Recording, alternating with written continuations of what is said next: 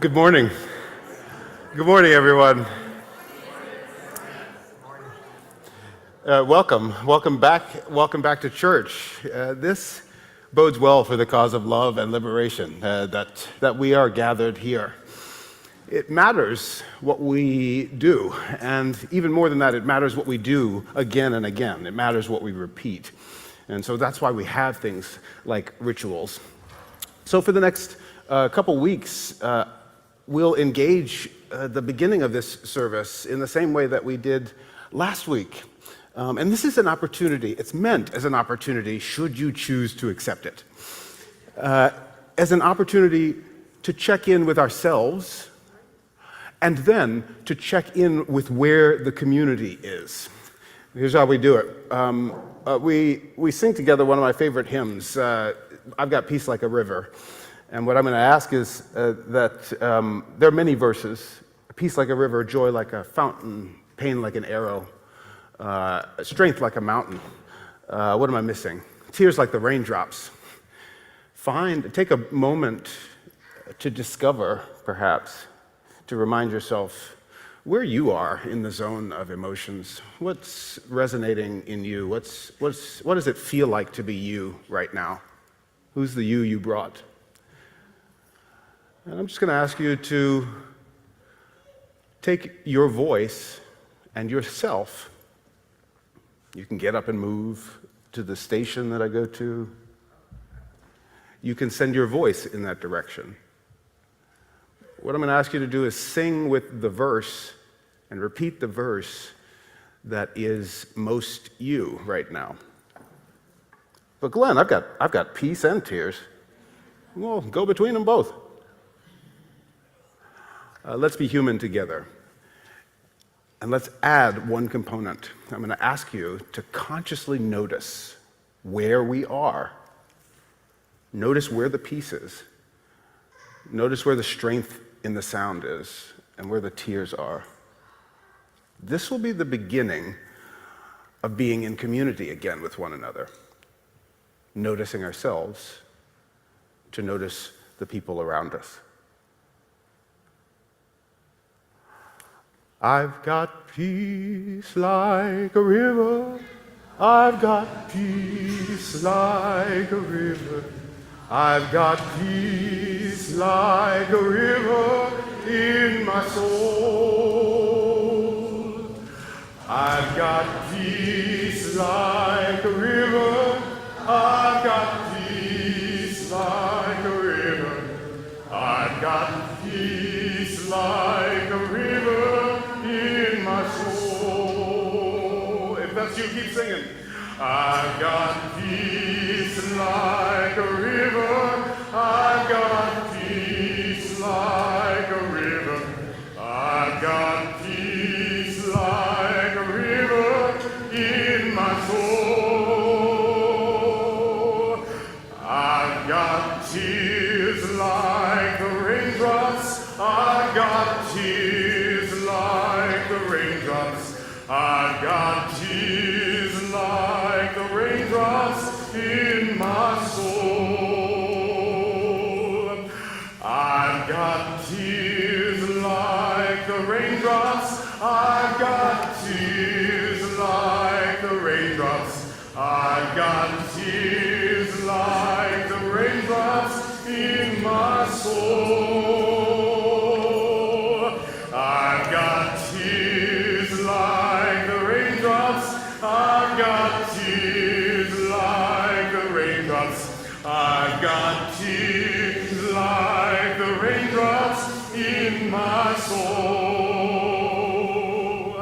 I've got pain like an arrow. I've got pain like an arrow. I've got pain like an arrow in my soul. I've got pain like an arrow. I've got pain like an arrow. I've got pain like an arrow in my soul. I've got pain like an arrow. I've got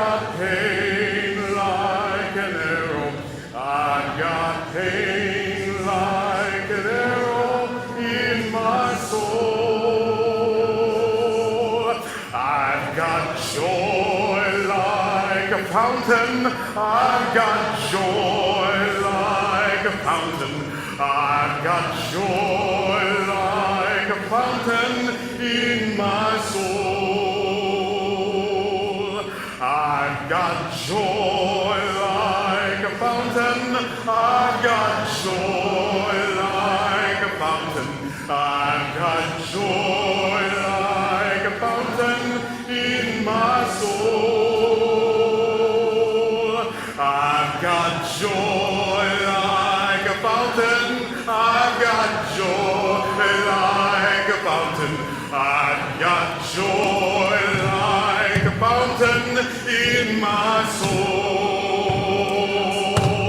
I've got strength like a mountain. I've got strength like a mountain. I've got strength like a mountain in my soul. I've got strength like a mountain. I've got strength like a mountain. I've got strength like a mountain in my soul. I've got strength like a mountain. I've got strength like a mountain. I've got strength like a mountain in my soul. I've got strength like a mountain. I've got strength like a mountain. I've got strength like a mountain in my soul. One last time. One last time. I've got strength like a mountain. I've got strength like a mountain. I've got strength like a mountain in my soul. I've got strength like a mountain. I've got strength like a mountain. I've got strength like a mountain in my soul.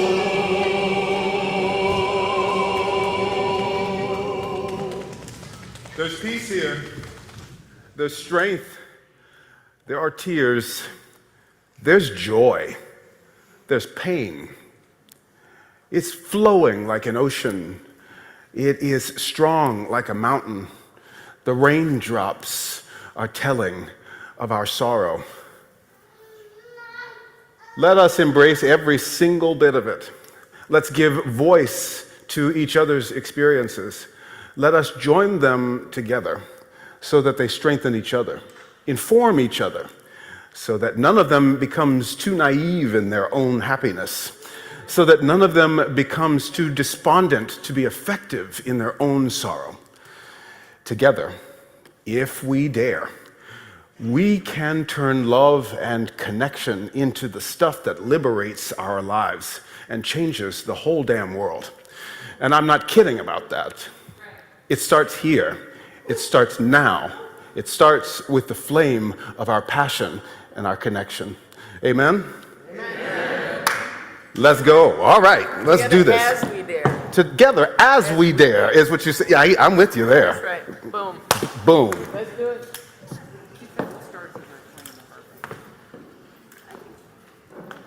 Can I light this for you? Yeah, sure. For the flame of the passion? Maybe not. There we go. Thank you. You're welcome.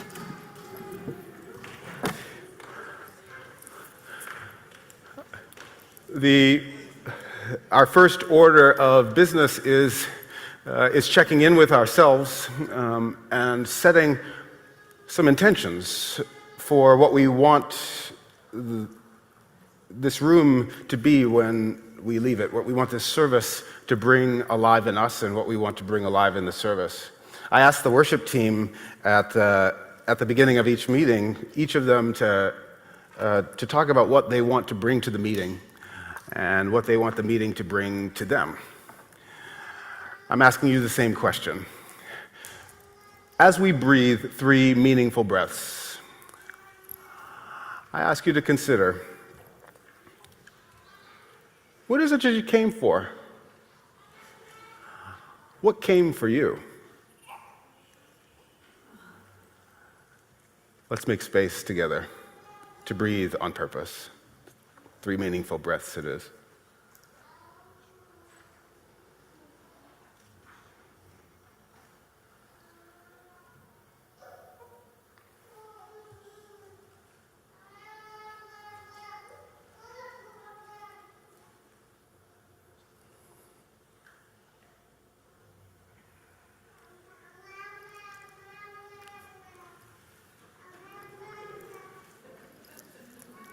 You better sang. I hear you.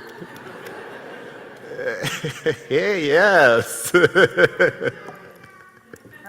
It's so rhythmic. It's got a lilt to it and everything.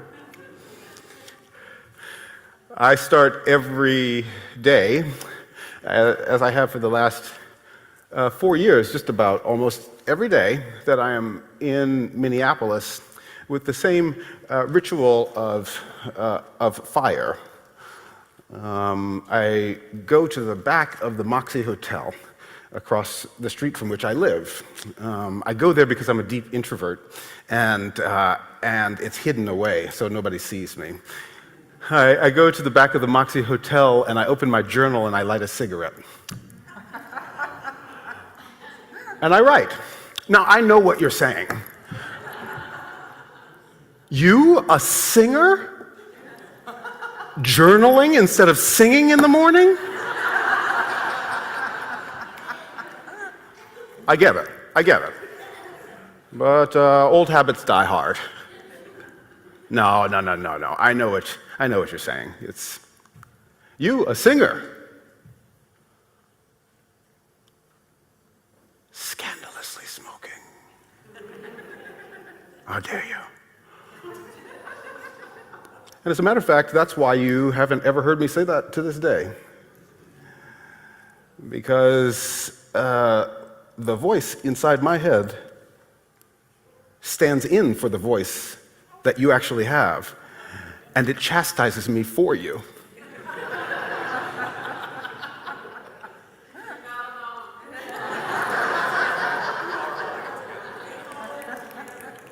Glenn Thomas, how dare you?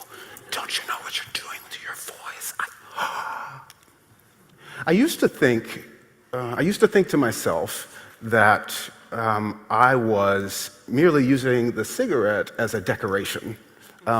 It was a reward for a consistent journaling practice. And then I realized that on the days when I didn't have my journal, but I had cigarettes, I still wound up at the back of the Moxie Hotel. I also realized when I didn't have cigarettes and I had a journal, I would open the journal and I would write to myself, and I would begin by describing to myself the context of the thing that I was explaining to myself. I was explaining something I already understood to me. I realized I was talking to myself like I was another person, like I needed to put all sorts of background together. I was unfamiliar with how simply to be inside of my own voice, to know what I thought and just feel that. And so I started going a little deeper. And I realized it wasn't the cigarette that was decorating the journaling practice. Really, it was the journal that was decorating the cigarette practice. Isn't this interesting? The things we hold on to, the things that we repeat. Our brains are magnificent surviving structures. They do it with adaptation, which we often think is change, but the adaptation really is the ability to change and settle into something else. What are we repeating that we justify with ancillary habits that technically are good, while we pollute our own voice? What do we grab hold of? What excuses do we make? How complex are the excuses that we make to hold on to things? I used to blame you. Oh, this stressful job. It's not the stressful job. That's the excuse. Mm-hmm. The moment I stopped saying this stressful job, the job got less stressful. When I got rid of that, it was all of Unitarian Universalism. Do you know who I could be? But that was keeping me from the agency of becoming who I want to be. That was the excuse. Today we're talking about what it means now that we have paused to decide what it is to let go. We're getting real honest with ourselves. We're understanding the difference between meaning and make-believe, ritual, bad habit, intention, and mindless living. If we can do this right, you and I can give each other days, hours, weeks, months back to our lives as all of a sudden we awaken to the days we might have slept through.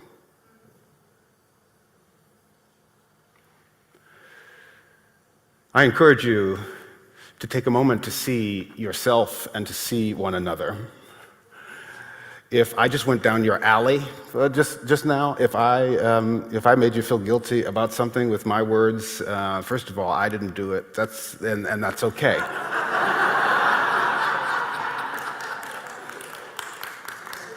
That's okay. This is a house where we can hold guilt, and we can transform shame with love. It starts with connection, and it starts with relationship. So let's have it. I encourage you to share your name with someone. Share who you are, and share your cigarette habit. No. Tell someone your name. Ask them how they are, and answer with some honesty. That's how relationship begins, and that's how the journey starts for us all. I'm Glenn, by the way. Let's greet one another. Hello, Glenn. Hi.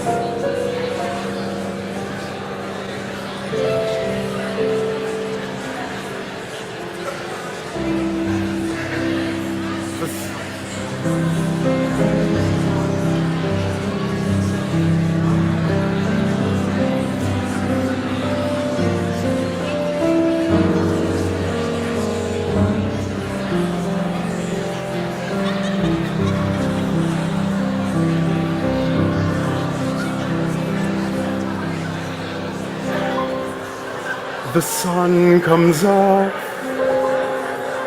I think about you. The coffee cup I think about you. I want you so. It's like I'm losing my mind.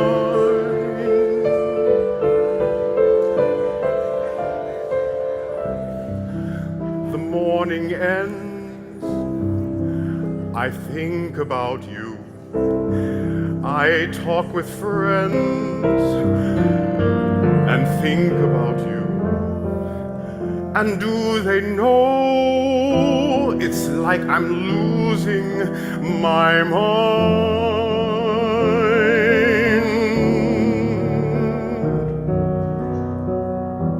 All afternoon doing every little chore. The thought of you stays bright. Sometimes I stand in the middle of the floor, not going left, not going right. I dim the lights and think about you. Spend sleepless nights to think about you. You said you loved me, or were you just being kind? Or am I losing my mind?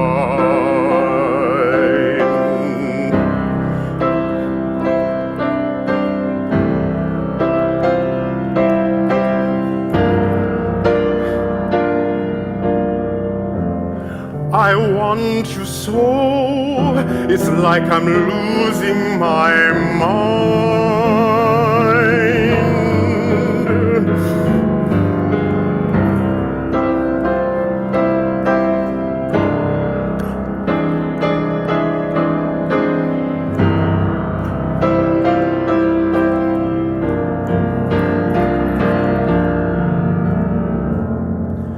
Does no one know it's like I'm losing my mind?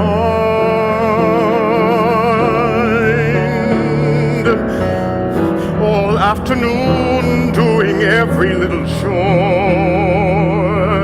The thought of you stays bright. Sometimes I stand in the middle of the floor, not going left, not going right. I dim the lights and think about you. Spend sleepless nights to think about you. You said you loved me, or were you just being kind?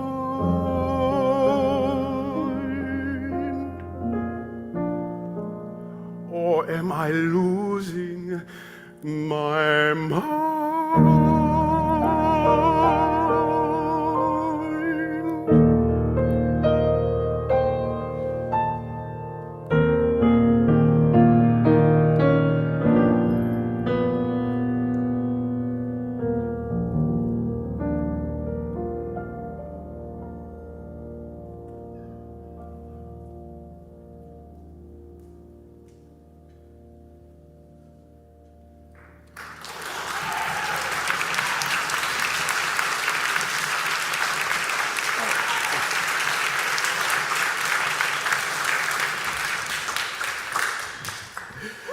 For me, that song is about cigarettes.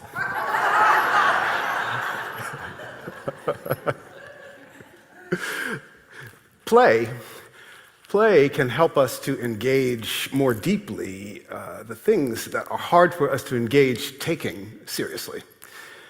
It helps us to learn skills more easily. It teaches our brain to open its doors. So I'd like to play a game with you that was taught to me, in a way, by RuPaul. Yes. This game is meditation, it's breathing, and we'll do some more of it at the end of the service, but let's play a short version of the game so you can learn the rules. In keeping quiet, in meditating, oftentimes a thought will come into the mind as you're trying to, clear out. A sound will happen, or a thought about dinner, or suddenly the things that you can't ever remember are all in a list waiting to speak themselves to you. RuPaul suggests that when the voice that's not meditating, that's not in the mood to meditate, wants to deliver a thought to you, that you name that thought, that you give it a name so you know it, recognize it more closely. So I'd like to play a game where we meditate for a few seconds. And this one is, for me, my voice is my uncle's wife, Aunt Trudy, because she's always intruding.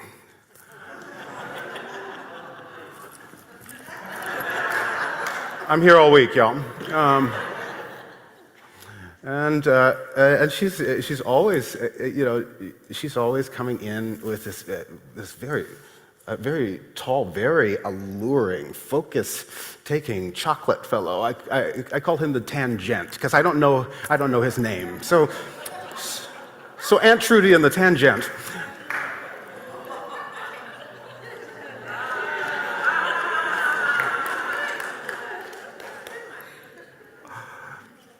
And we're just going to keep a few seconds of quiet. The idea is to focus on your own breathing, to see yourself breathe, to notice yourself breathing in and out, and to be patient while your breath breathes in you. Now's the time to make a name. I like to make it one that I'll remember. Silly helps me. But maybe it's a more meaningful name to your life in particular. Maybe it's an actual someone.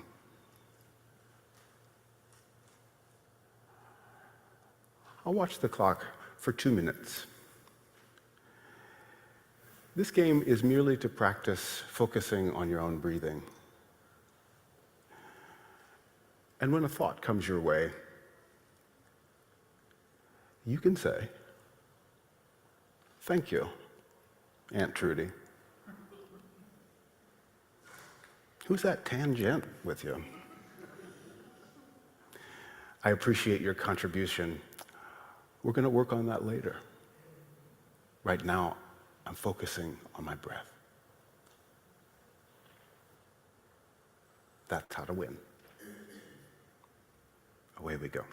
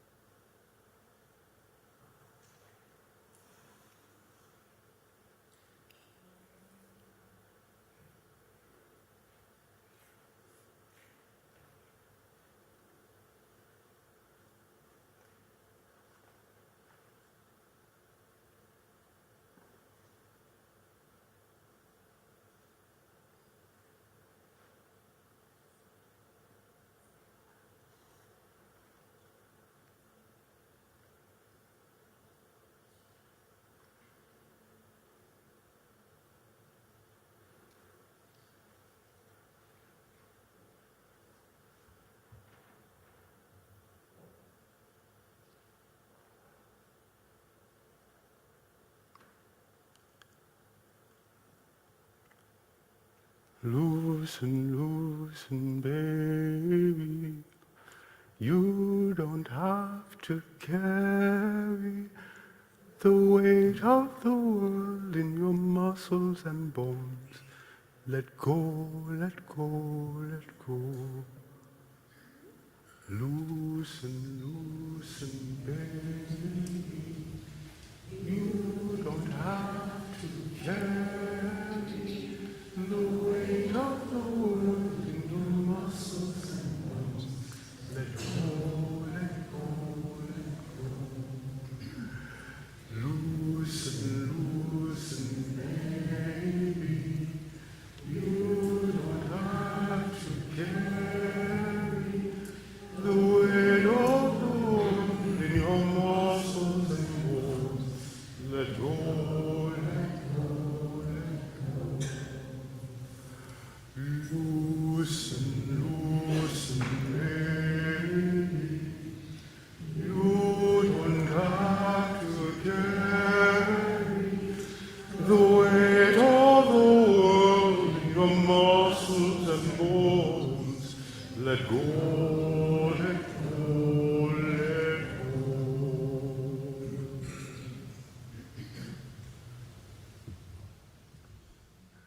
Let's carry this instead. Love is the spirit of this church, and service is its law. This is our great covenant. To dwell together in peace, to seek the truth in love, and to help one another. Amen.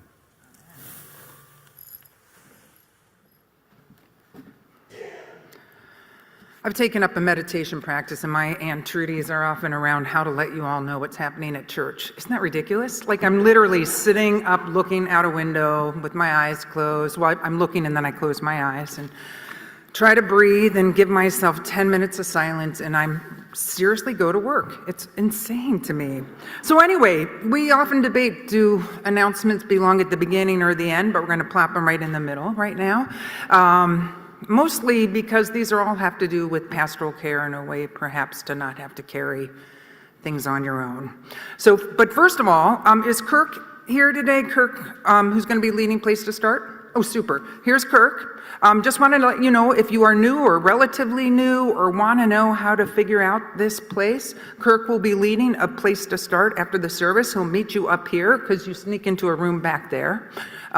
So feel free to come forward after the service, connect with Kirk, and you can spend half hour, 45 minutes, whatever, with him learning more about the church. Also today after church, I'm gathering folks who are interested to just come and do a circle around immigration and mass deportations, just how it's touching your lives. It will be a chance for us to hear one another, to witness each other's stories, and just have time together to reduce the isolation around all that we're feeling. And then next Sunday, we have Dementia Friends. We have a congregant here who is part of the staff members at Dementia Friends. It's a 1-hour program to learn more about dementia. My mother has dementia. I've done it twice, and every time I go, I learn something new. So I encourage you to come if you have a friend, a relative, a congregant you love, whatever. Come and learn for an hour together. I promise you it will be worth your time. And then finally, you may have seen the slides at the beginning of the service. We're going to be handing our building over in the beginning of August to She-Rock, which is a female and genderqueer music program of kids of many ages. They're going to be in every room of this building, so our regular programming has to happen somewhere else. So I've decided to just throw out the opportunity for folks to host a brunch or a lunch or a dinner on Saturday, August 16th. If you are interested in hosting, I need to know by next Sunday. So it's in the Liberal from last week, but we'll get some hosts and then we'll post those, and then you can sign up to join others. And it's hopefully intentionally intergenerational. You'll see when you're a host, there's a number of questions about what your place looks and feels like. So that's all I got, you guys, for that. Now I can let Trudy go away and just begin to chat with you guys a little bit. We were talking in our worship meeting about confessions, sort of, he confessed the cigarette thing. which is awesome. I would like to confess that although I may appear to sort of have my act together, I do love details and processes and strategies, but my nickname when I was young was Loopy. And I think I am a little loopy. I have a sort of spaciness at times, or I don't see things in a forward motion, so don't ever put me on your trivia team. You will be sad. This loopy mind does not pick up those facts, and I may not always get your names, but I can promise you I will get your faces. So when I tell my stories sometimes, it's hard for me to actually delineate things. I was walking trying to go, when was that? And I don't hold on to that with assuredness at all. But what I was thinking about when we were talking about letting go was where I kind of learned my greatest lessons about letting go. When I was maybe in high school, I remember learning about alcoholism and families impacted in alcoholism. And you know when you are introduced to a psychological or sociological kind of theory and you go, wow, that is like a mirror. That is a mirror to my life. And that's what I felt as I started to learn about alcoholism. I have alcoholism on both sides of my family, and boy, they go at it. Fortunately, they're kind of fun alcoholics, all relatively. They're, of course, kind of absent as they drink. But I haven't experienced harm or danger around both sides of the family. And I have to say that in 9th grade, when my older sister introduced my friend Stuart and I to our first drinks, I joined that legacy because I think I was probably predestined to. And when I think about this song about cigarettes, the song about sort of like how one's mind can get stuck on something, I would honestly say for over 20 years, alcohol had a much larger part of my mind and my heart and my body than it deserved to. And it really wasn't until I was driving my oldest son to hockey practice one day, slightly buzzed, which I am terrified to confess, though I know many of us have done that or do that I was like, enough. And I had done enough Al-Anon and adult children of alcoholics through college because of that little high school window I was talking about, that I knew if I hit 30 meetings in 30 days, I could get myself to recovery. And I fortunately was a social drinker, so I hadn't had any legal consequences. I hadn't destroyed all my relationships. I know many people who have. So I feel grateful for that. And man, it did give me back hours of my life when you talk about that. Hours of my life. Not that it's 3 o'clock. When can I have my first drink? Is it 4? Is it 5? Is it 6? Will my honey notice if I have another one? Is anybody else drinking here? Can I still drink if nobody else? This is the dialogue that goes on. So the two slogans, as those of you who are in 12 Steps knows, there are a lot of slogans. I think the one that I've always found most helpful is the Serenity Prayer. So if you want to join me in saying it, let's go for it. God, grant me the serenity to accept the things I cannot change, the courage to change the things I can, and the wisdom to know the difference. Somebody brought that up in our 80 group the other day, and I was like, darn it, why do I forget that? It is such a good saying. It is such a good saying. And when we think about what's going on in the world right now, to remember there are things we can change, and there are some things that at this point are out of our control. I hate to admit it. I really hate to admit it. The other one that really worked for me was let go and let God. And I know that for me is a little odd because I'm not a theist. I don't actually believe in God. So I would put the universe in there, or just let go and let anybody other than me be in charge. Because I'm not God. I am not God. That's what I always heard. Just understand that you are not that. You are not God. So let go and let God, let somebody else know that I can love you, know that I can care deeply, and know that I cannot control the world. Loosen. That's our job, to loosen. So my spiritual director has me do this breathing exercise where I breathe in that which is life-giving and breathe out that which no longer serves me. And she said, you don't even have to know that which doesn't serve you anymore. You just have to have a willingness to let go and it begins to do something in your body and your spirit. It's always a mystery. I think that's why I go to my spiritual director, because I need those mysterious nudges to remember. I do believe that if there's that loosening, that little window of loosening, something can get planted there. I really do. I'm a big believer in seed planting. I bring an idea to my honey, and like 5 years later it happens. But I'm patient. I water it. I believe. I hope. So it's that loosening that feels really important. That ability for breath to kind of bring some life into it. And I think the hardest thing for me to let go of is other people's lives.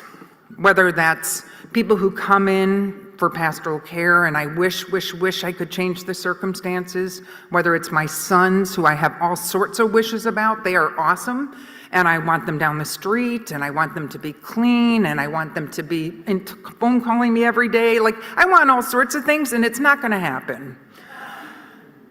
And every time I get into that want, what happens is I can't be in the present. I can't celebrate who they are. I can't be with somebody in their pain and in their suffering because my mind is trying to figure out how to fix it.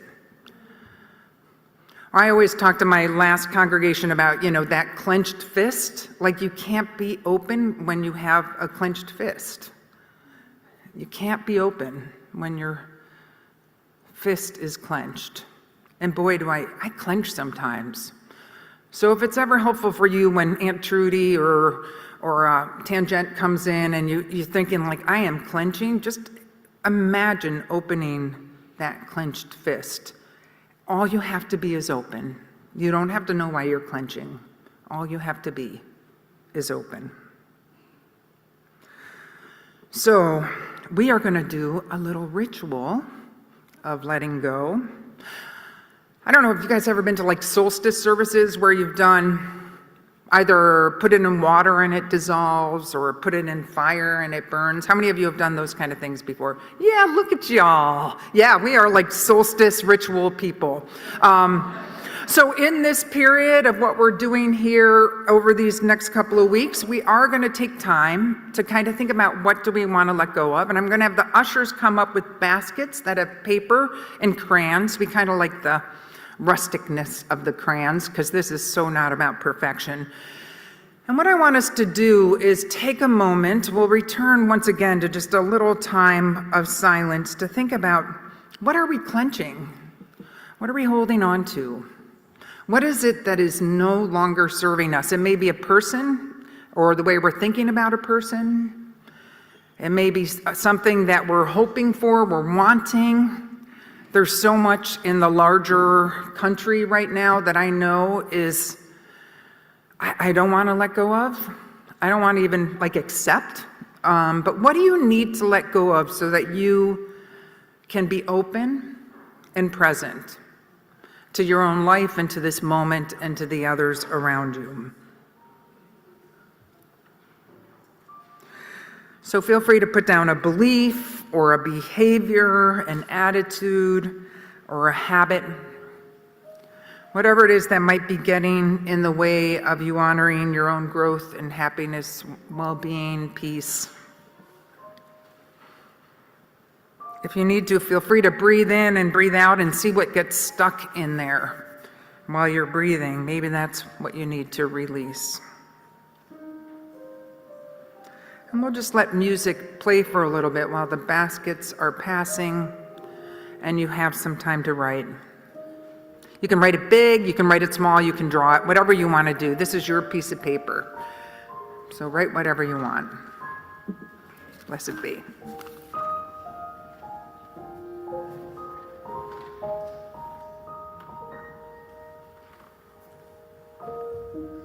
Anyone can whistle. That's what they say. Easy.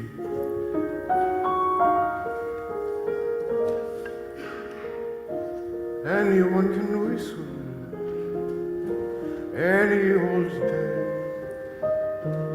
Easy.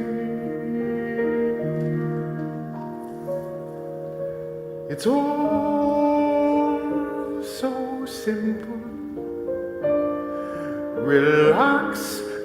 go, let fly. So someone tell me why can't I?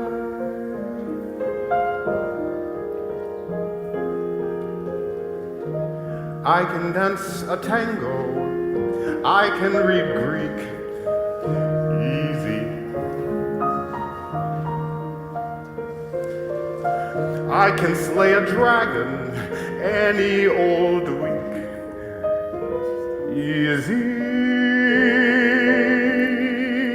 What's hard is simple, what's natural comes hard. But maybe if you show me how to let go, lower my guard,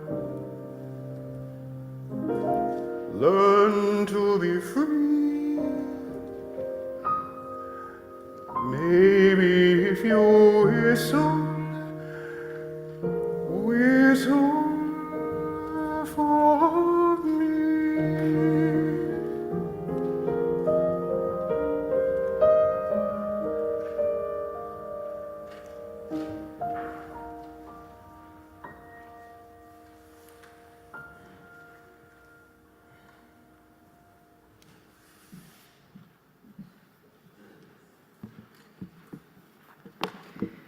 Good morning, beloveds. My name is Ashley. I'm one of your ministers. I use she, her pronouns. How many of you read Choose Your Own Adventure stories once upon a time? Okay, great. So you know what this means. I can't decide where to start this story. So I need you to help me choose the adventure we're going to have. One of my favorite psalmists of all time became a saint this week. Their name was Andrea Gibson. Yeah. So we're going to the same place, and we can get there through several of their poems. So this is where I need your help. Do you want to talk about grief just straight on? Do you want to talk about gender? Or do you want to talk about sickness? Oh, you just want to go straight for it? All right, cool. So I'm going to read you a part of their poem called Every Time I Said I Want to Die.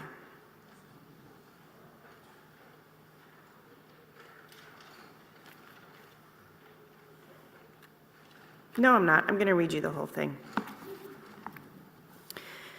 Every time I said I want to die, I meant I am willing to do anything to live. Even leave this world forever.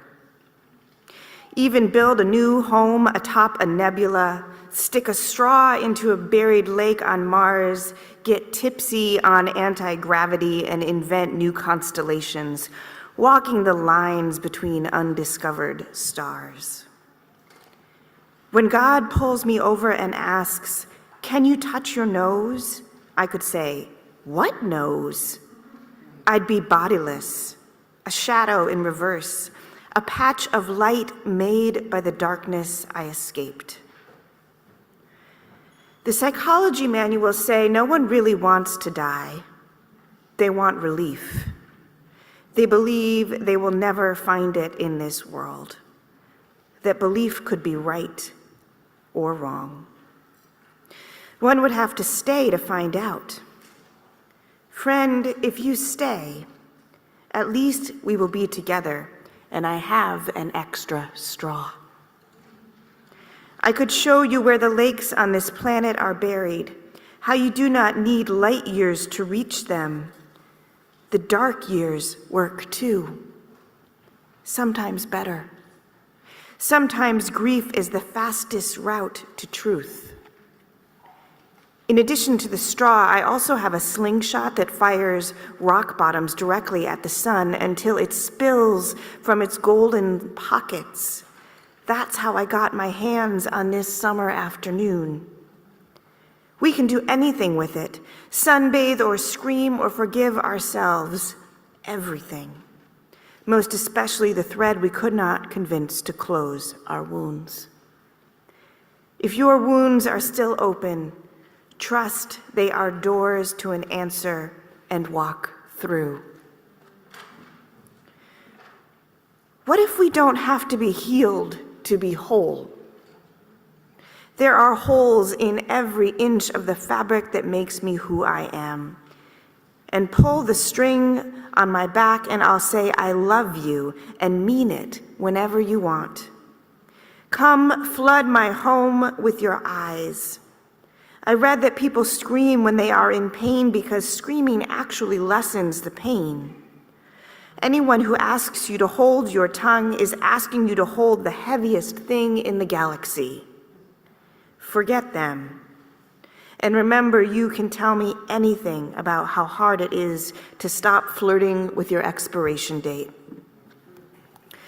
I understand being wooed by the finish line of sadness. Infinity sends me nudes every day.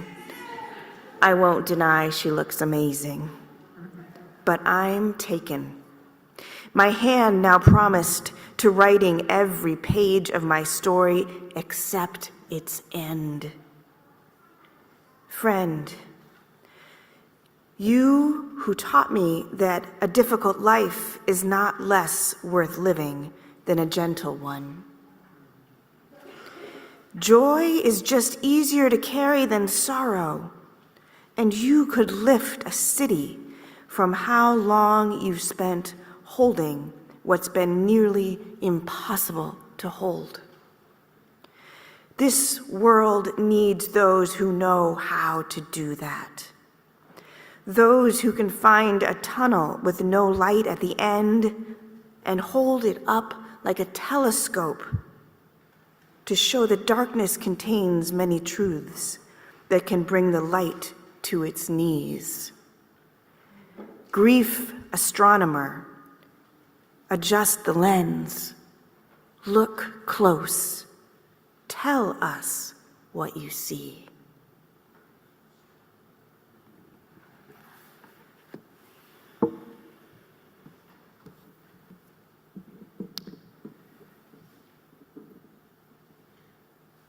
I often get pissed off at poets, in particular the biblical ones. The distance between their pain and their praise is too short. One of the things I love about the modern psalmists is that we can listen to their stories outside of their poems.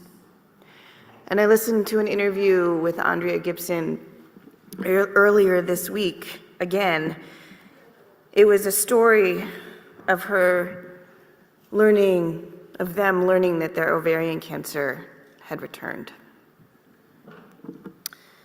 And the distance between their Aunt Trudy's, the insistence of the anxiety and tangents and presence, joy and praise. The distance between those things for them was grief. So often, anxiety, Aunt Trudy's, are pointing at what we are afraid to lose.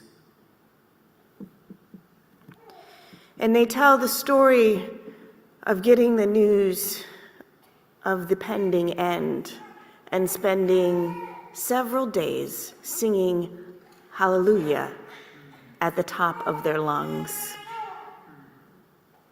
and sobbing frequently. And from there, they became present to what was with a joy they didn't know was possible.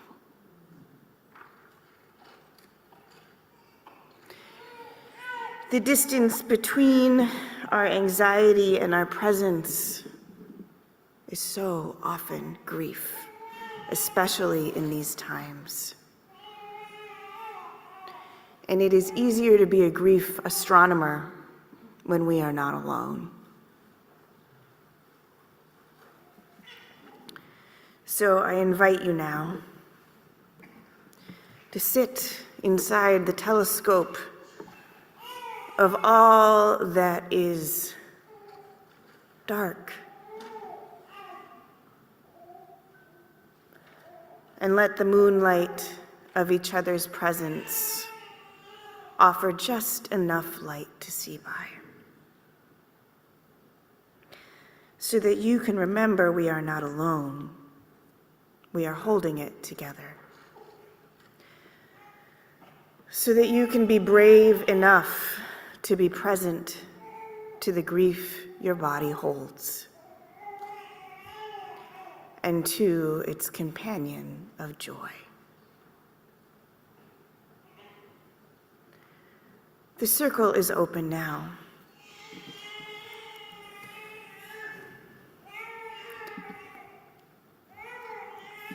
Now is the time you may speak aloud into this room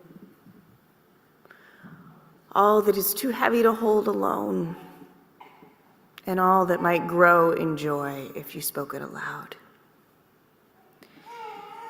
And we will offer you the tenderness of a pat on the back, a whisper in your ear.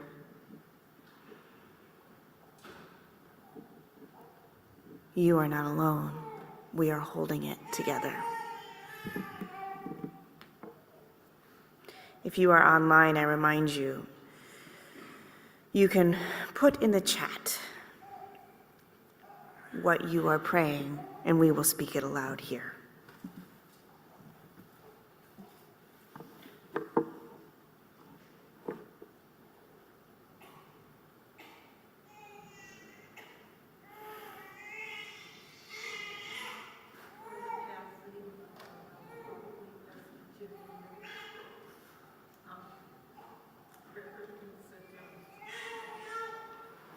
Say that one more time. Or Dr. Glenn Thomas can share it for you.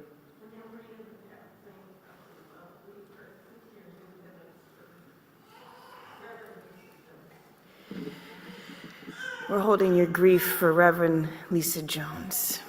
You are not alone. We are holding it together.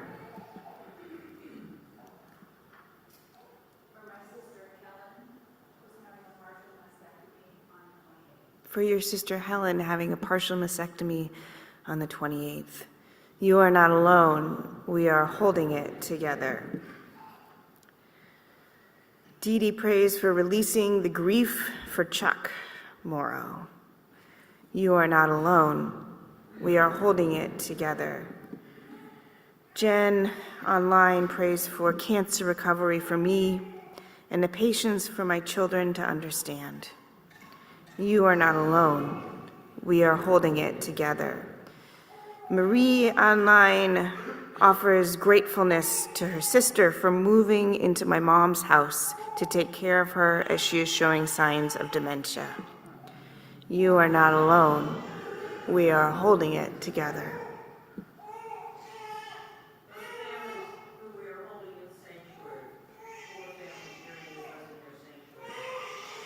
For the families we are holding in sanctuary, the 4 families we are holding in sanctuary.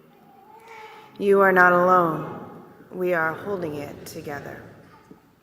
For victims of sexual violence and people who are affected by Epstein Island during this whole Epstein file nonsense going on, so there's re-traumatizing people.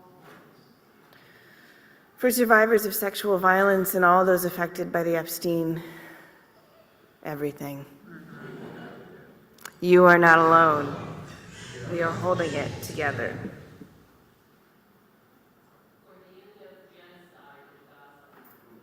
For the end of genocide in Gaza. You are not alone. We are holding it together.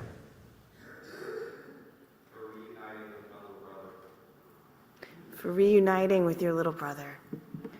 You are not alone. We are holding it together.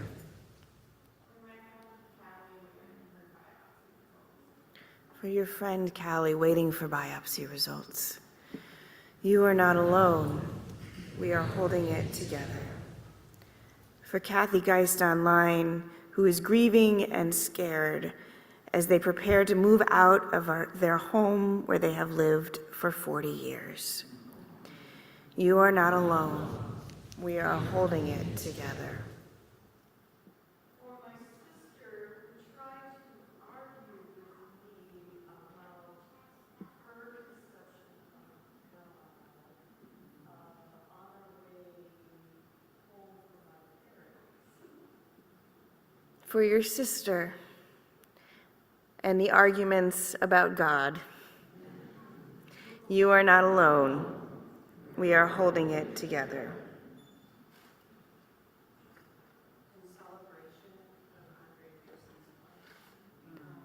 In celebration of Andrea Gibson's life, you are not alone. We are holding it together.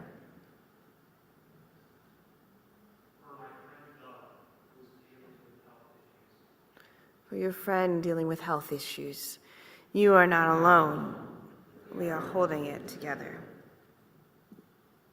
For the thousands of educators across this country as they deal with uncertainty with funding freezes. For the thousands of educators across the country in uncertainty of funding, you are not alone. We are holding it together. For trans kids who are losing their health care, you are not alone. We are holding it together.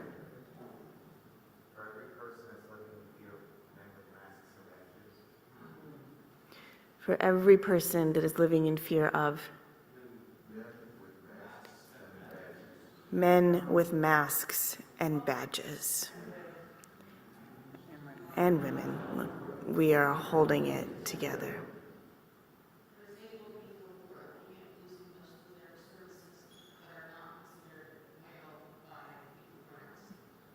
For disabled people who are fearful of losing services that are not considered vital by those who are not actually disabled. You are not alone. We are holding it together.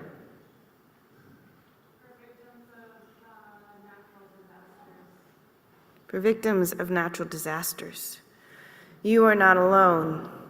We are holding it together. From Kathy online, for my great-grandchildren who are dealing with their mother's mental illness. You are not alone. We are holding it together. For those moments when you're not sure what to make of what people can believe and justify, support. For those moments when you're not sure what to make of what people can believe and justify. You are not alone. We are holding it together.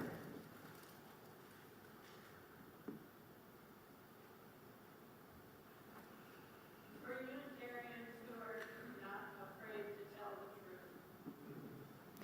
For Unitarians who are not afraid to tell the truth. You are not alone. We are holding it together. For keeping hope. You are not alone. We are holding it together.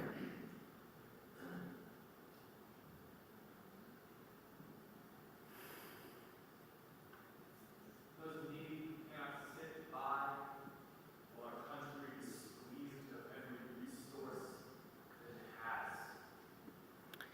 For those who cannot sit by while our country is squeezed of every resource it has. You are not alone. We are holding it together. For children who live their whole life and their families being without, never alone. For children here their whole lives facing deportation. You are not alone. We are holding it together.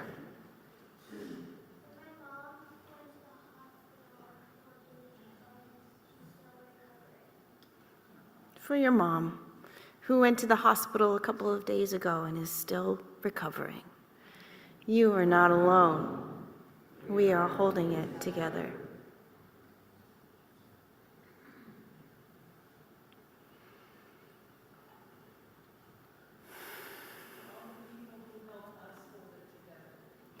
For all the people who help us hold it together. You are not alone. We are holding it together.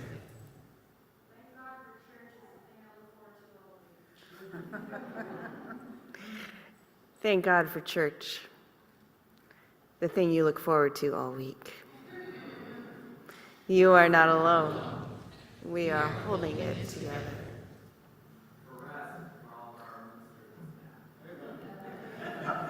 For rest for all of our ministers and staff.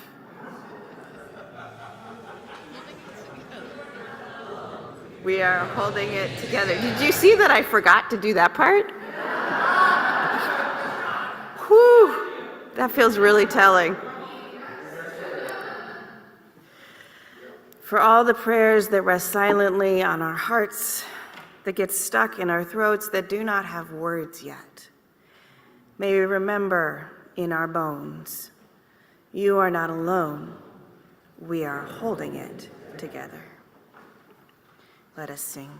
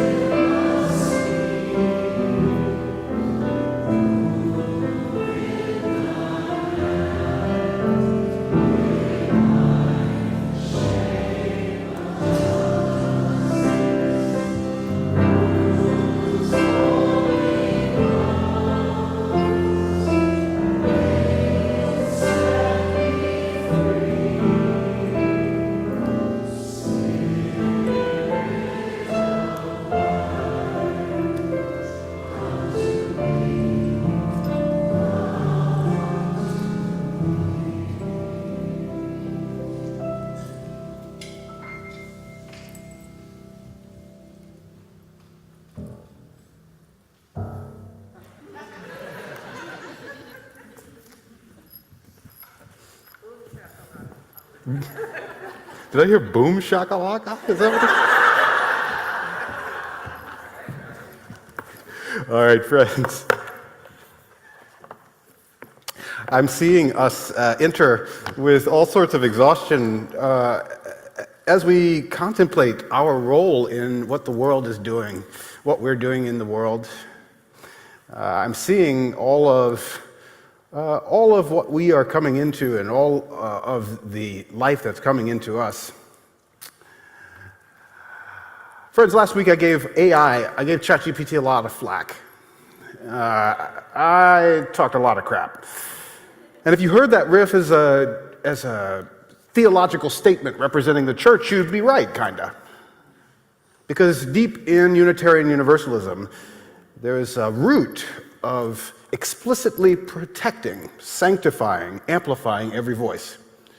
We are heirs to a radical tradition, a movement liberated from the rigid grip of religious dogma, grounded instead in the priesthood of all believers. We affirm that wisdom, the divine, speaks, can speak, does speak through each one of us. It's just as likely that the message we need to survive comes through you as it does through Reverend Jen. It's as likely that it might come through me or any ordained leader or any unordained one for that matter, any visitor. This means you. This means me. Each one of us has a say, not a suggestion. One vote in the decision, one voice in the many voices that make us one. This is how we were founded. This is what it means to be a democracy. So when I pushed back against the polished, poetic AI, it wasn't just snark. It was my right to claim space, messy, unfiltered, inconvenient space in this community. I don't need to revise my words to make anybody comfortable. I don't need to make it pretty or palatable. I don't need to sanitize or whitewash it, pun intended. Even if I am wrong, foolish, or imperfect, I still belong here. And so do you. Even in my mistakes, I'm part of the future. You don't get to tell me what the divine told me. And that privilege, every atom of it belonging to me as good belongs to you, as Walt Whitman might say. I celebrate myself. And as a family of this free faith, I celebrate you. And I expect you to greet the sound of my voice as the very intonation of the living God, just as I greet yours.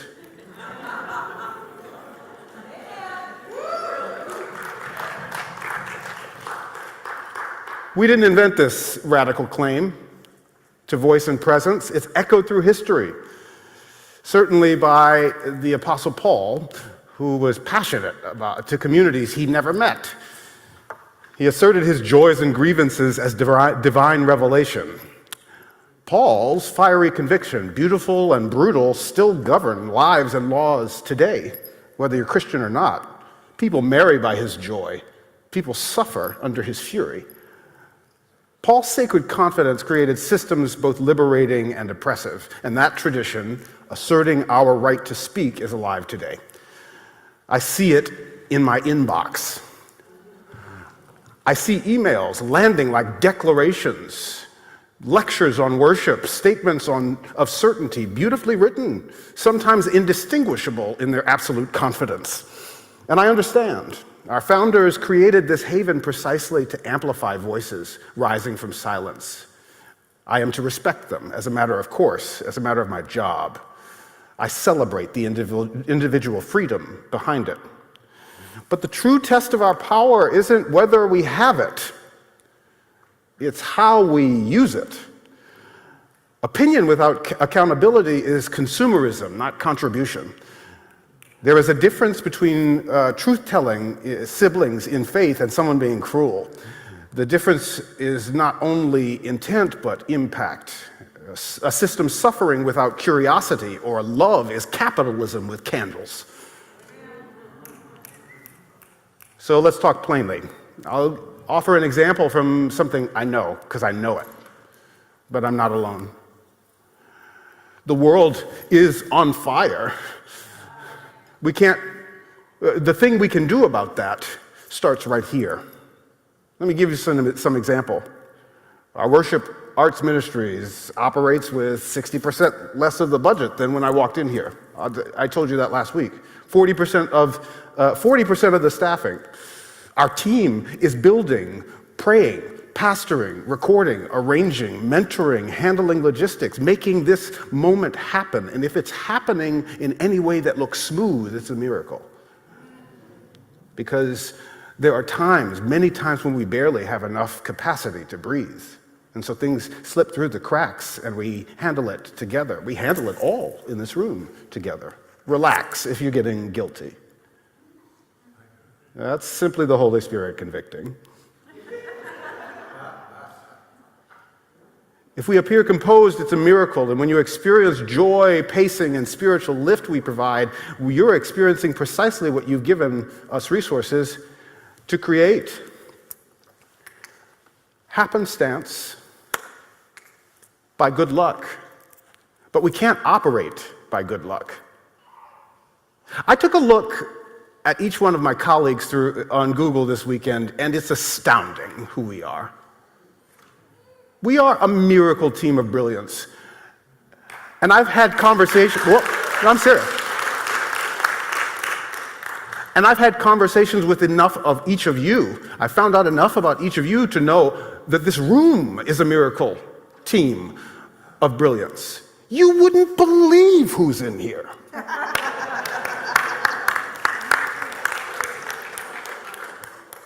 The problem is, if we are not resourcing for brilliance, if we are resourcing for luck,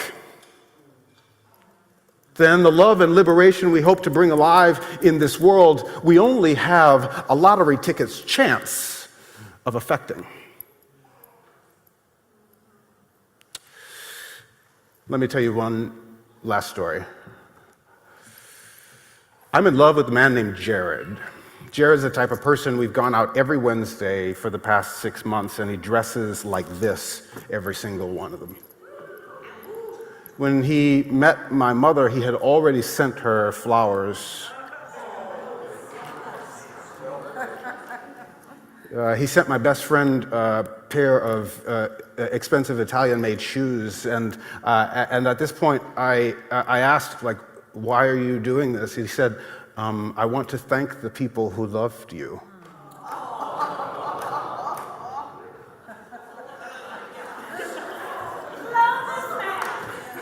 Right? I come to the office, and at least once a month so far, I've come to the office right before a meeting I don't feel like going to, and there are dozens of roses in my office. Like dozens. Okay, I'm not saying this to brag. I am bragging, but I'm not saying this to brag. I'm saying it because when I come home and I say I'm tired, I work 5 jobs. Many of you don't know that. I work 5 jobs. It's in here. The ones that were occupied by 5 different people are now occupied by this body. That's why I made sure to play the piano today. Thank you. But when I come home and I say I'm exhausted from all of my jobs, and so are my colleagues, but I'm going to do my email tonight. He's the one who says, absolutely not. I'm moving from my apartment much because of an encounter with racism that I had in the course of working here. The reason I am moving out of my apartment and the reason that my cigarette journey ends here is because when I told Jared about it, he said, you're getting out of that place. He didn't say, I think you should get out of that place. He said, you're leaving. He's interested in my protection. I'm not saying this so that you can know that, although you should know that. It's in your strategic interest to know that. Because once a brilliant and wise person who has not been in touch with loving themselves gets a hold of somebody or something that shows them that they are exactly what they thought they were the whole time. It's only a matter of time before they demand that all in their life. This is what pleasure activism is about. This is what Adrienne Marie Brown says, right? The moment a brilliant people realize that there can be joy in their bodies, they demand it as a right. And that's how we get free. So are the systems that we've got in place, are the ways that we're sending emails to one another, are the ways that we're budgeting, are the ways that we're saying singing is important, are the ways that we are caring for our children with our money and our resources and our volunteer hours, are the ways that we're doing things saying that we know that we are a brilliant people capable of brilliant things, or is it saying we think we might have some effect and let's try our best maybe? Because I'm starting to get a handle on the fact that I am exactly who I thought I was. And you're exactly who I think you are. And there's only a matter of time, once we find that out, that the systems that cause us more exhaustion than excellence will be tolerated. I'm saying this to you because I love you. It's time for change.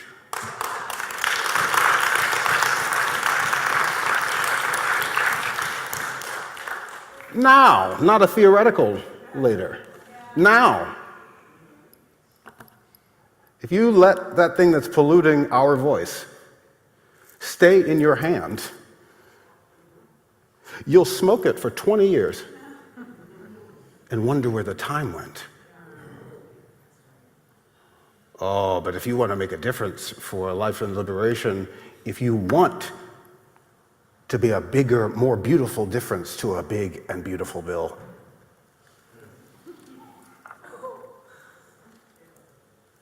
Then you'll fix the systems that you've got control over. We'll make the ways that we do this thing called church reflect who we know we can be, not just who we have time to be. What do we let go to make that happen? You've got the answers to those, and you've named one. As a last exercise for us today, here's what I'm going to ask you to do. I'm going to ask you to fold your piece of paper into a paper airplane. Anybody not know how to do this? Okay.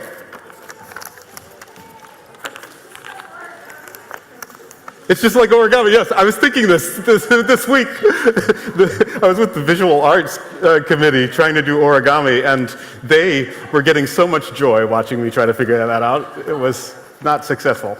Okay, so I'm folding my paper in half. Either way works fine. The long way is easier. The other way it just makes a chunky plane. It's fun. And then I'm taking one end of one side, and I'm folding it to the long side. You see that? Bam. Like a dog ear on a page of a book. Ah, there it is for the Unitarians. A book reference. And then I'm going to do that again. On the other side. And then I'm going to keep doing that. So I'm going to take the dog ear, and I'm going to bring it to the long end on one side. Community, help your community out. Yeah, I see it happening. You got it, yes. And we're just, yes. And I'm taking the new side, and I'm folding it to the long side. If you online, find a piece of paper. Yeah. For me, I do that one more time, but that's just me. I'm just fancy. I'm extra. Okay, yes. Relax, let go, let fly. If you listen back to the YouTube live stream of this service, you'll see that there have been air and plane and flying puns all through the service. Here's what we're doing. As a community, I'm going to ask you to send these, to let these go. Let these go as a gesture of what we're letting go inside of ourselves in our larger system. We're sending them to the chancel in the black tradition of leaving your burdens at the altar, right? If a burden from the back gets to the middle and finds its way to you, then you send it further forward. It's together that we do this. We're getting all of these to the front, okay? You ready? Yeah. All right. 1, 2, 3. Okay, mine is easier. Yes. Keep them going. Keep them. Yes. Yes. Bam, bam. Oh, yeah. Oh, yes. I love it.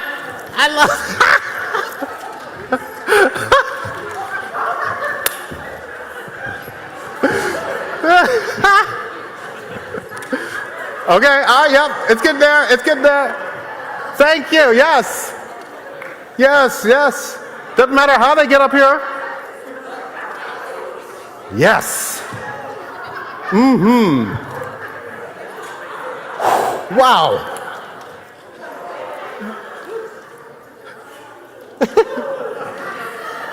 All right.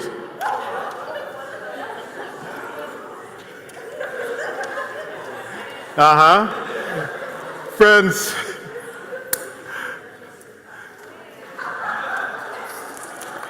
we've spent a week talking about pausing in the middle of our exhaustion to take care of ourselves and rest. We've now spent some time with one another beginning the process of letting go, a process that begins anytime we let it. Next week, we'll talk about discerning. We'll talk about what we grab onto, what's worth holding onto.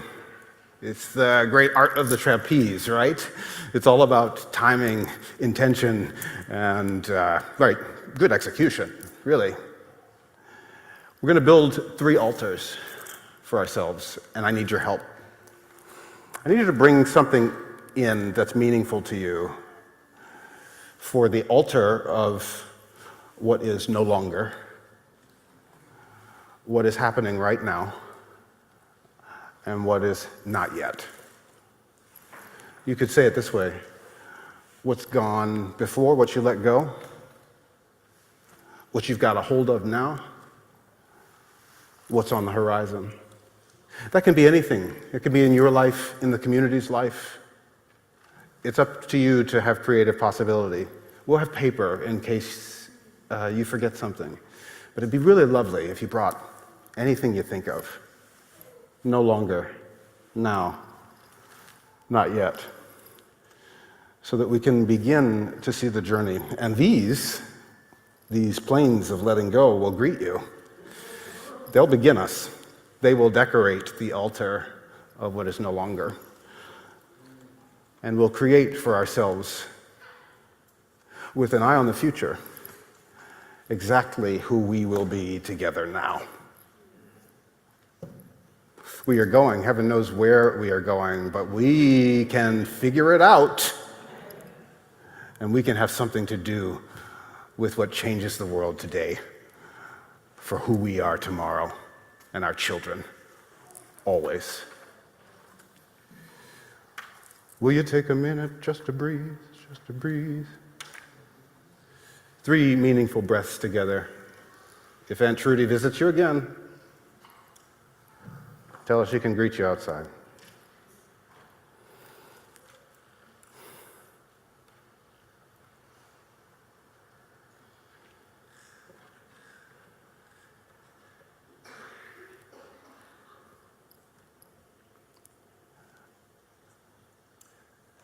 May you live a life that liberates. May your cells live lives that liberate you. May you be free. May you be in love. And may you remember the community's in love with you. Now and always. Go in peace, my friends. Amen. We are going, heaven knows where we are going, but we know it, and we will get there, and we will get there. Heaven knows how we will get there, but we know we will. It will be hard, we know. We'll be mighty, but we'll get there. Heaven knows how we will get there, but we know we will. Oh, yeah, yeah. Oh, yeah, yeah. Oh, yeah, yeah. Oh, yeah, yeah. Oh, yeah, yeah. Go in peace, my friends. Amen.